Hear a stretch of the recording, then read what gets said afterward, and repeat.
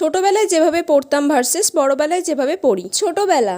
মা, আজকে যদি আমি ভালো করে পড়ে নিই তাহলে আমাকে ঘুরতে নিয়ে যাবে তো সন্ধ্যাবেলা? হ্যাঁ যাবো, আগে ভালো করে তুই পড়। আচ্ছা, তাহলে আজকে আমি ভালো করে পড়ে নিচ্ছি, ঠিক আছে?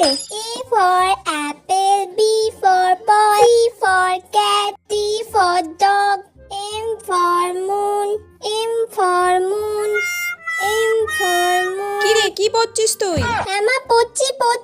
O for orange. বড়বেলা। উফ বাবা, এতগুলো বড় কোয়েশ্চেন দিয়েছে।